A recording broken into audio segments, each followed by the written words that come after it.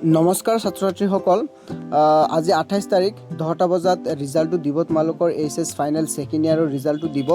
so আশা কৰোঁ সকলোৰে এইবাৰ এক্সাম ভালেই হ'ব ৰিজাল্টটো ভাল হ'ব এনেকুৱা এটা ধাৰণা কৰা হৈছে সো ছাত্ৰ ছাত্ৰীসকল যিয়ে মোৰ ভিডিঅ'টো দেখি আছে আশা কৰোঁ তোমাৰো ৰিজাল্টটো বহুত ভাল হ'ব সো ছাত্ৰ ছাত্ৰীসকল আমি চাম যে কেনেদৰে ৰিজাল্টটো চেক কৰিব লাগে আগতে জানি থোৱাটো ভাল হয় না নহয় সো ছাত্ৰ ছাত্ৰীসকল প্ৰথমে তোমালোকে চোৱা যে ডাউনলোড নটিফিকেশ্যন বুলি তলত এটা অপশ্যন আছে download notification regarding the declaration of HS final examination result 2026 এইটো ৱেবছাইটত তোমালোকে ক্লিক কৰিবা ওকে ক্লিক কৰাৰ পিছত তোমালোকৰ যিটো জিমেইল আছে এই জিমেইলটোৰ লগত লগইন কৰি ল'লা লোৱাৰ পিছত ইয়াত চোৱা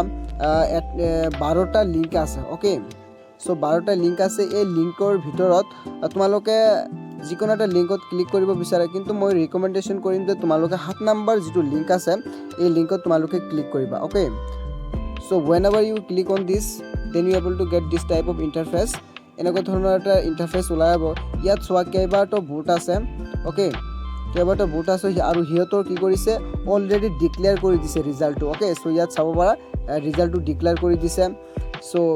এইচএসএলসি ৰিজাল্ট কোৱা হায়াৰ সেকেন্ডাৰী ৰিজাল্ট কোৱা Bihar 12 result okay so UP বোৰ্ডৰ ৰিজাল্ট এইবিলাক ডিক্লেয়াৰ কৰি দিছে কিন্তু আমাৰ অসমৰটো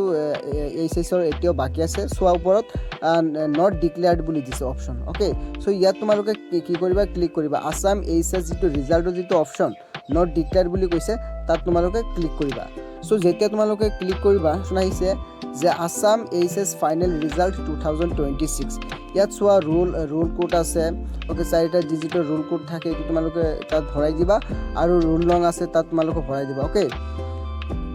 ৰোল নাম্বাৰ আছে এইটো ভৰাই দিবা ভৰাই দিয়াৰ পিছত তোমালোকে সাবমিটত ক্লিক কৰিবা তোমালোকৰ ৰিজাল্টটো